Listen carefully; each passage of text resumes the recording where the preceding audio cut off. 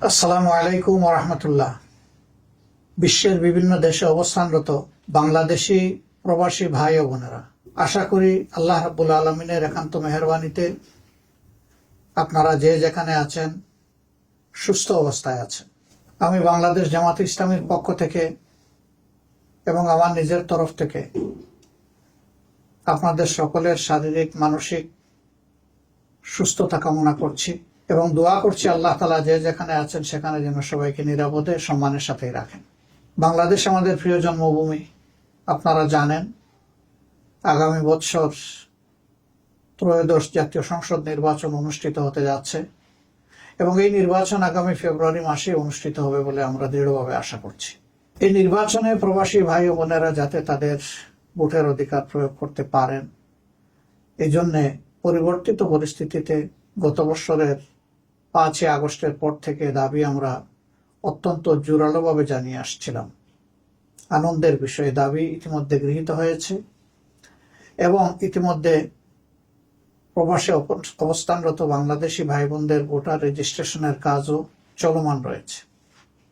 তার পাশাপাশি যারা একান্ত এই সময়টা দেশে আসতে পারবেন না, তারা যাতে তাদের ভোটটা নিশ্চিত হয় সেই জন্য এই প্রথমবারের মতো অনলাইনে অ্যাপসে ভোট দেওয়ার উদ্যোগ নেওয়া হয়েছে।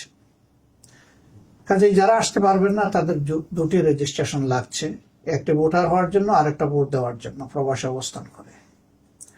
আর যারা দেশে আসতে পারবেন সেটা মোস্ট ওয়েলকাম, কারণ আপনারা বাংলাদেশের অর্থনীতির চাকাকে চালু রেখেছেন।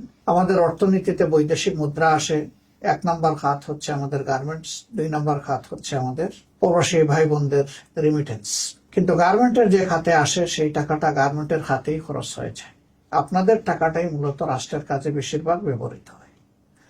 আপনি জানেন না অথবা জানেন যে আপনাদের এই কষ্টের অর্জিত অর্থ যা দেশের জন্য, পরিবারের জন্য আপনারা পাঠাচ্ছেন, সরকারি অব্যবস্থাপনা, দুর্নীতি, লুটপাট ইত্যাদির কারণে এই টাকার প্রপার সদ্ব্যবহার হয় না। আবার সেই জায়গায় আপনারা কোনো আওয়াজও সেভাবে তোলার সুযোগও দিতে পাননি। এবার ভোটার হওয়ার কারণে আপনাদের হাতে যে অস্ত্র এসেছে এটাকে প্রয়োগ করার মাধ্যমে আগামীতে এমন একটি সরকার ব্যবস্থাপনা গড়ে তোলার ক্ষেত্রে আপনারা গুরুত্বপূর্ণ অবদান রাখবেন বলে আমরা বিশ্বাস করি। আপনাদের আস্থা এবং বিবেচনা অনুযায়ী যেই দল কিংবা পক্ষ সরকার পরিচালনার দায়িত্বে পেলে জনগণের সম্পদের মালিক না হয়ে জনগণের সম্পদের পাহারাদার হবে এবং জনগণের সেবক হবে, সেই দলটার হাতেই আগামী দিনের চাবি দেশ পরিচালনার উঠুক, সেটা আমরা সকলে প্রত্যাশা করি, কামনা করি।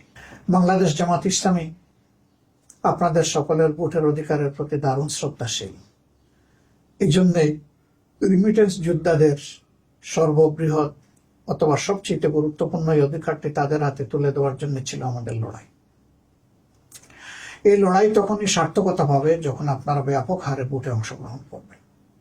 আপনি অবশ্যই আপনার পছন্দের দল এবং প্রার্থীকে নির্বাচিত করবেন, এক্ষেত্রে আপনার পূর্ণ স্বাধীনতা রয়েছে।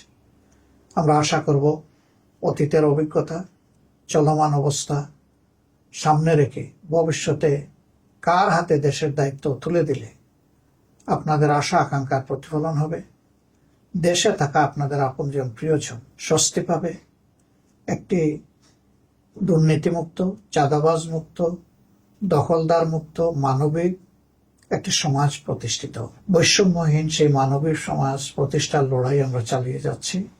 এই লড়াইয়ে আপনাদের সকলের দোয়া, ভালোবাসা, সমর্থন আমরা প্রত্যাশা করি। আপনারা ভালো থাকবেন।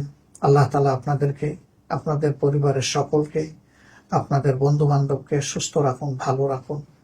প্রিয় দেশের জন্য দোয়া প্রত্যাশা করে আজকের মতো বিদায় নিচ্ছি।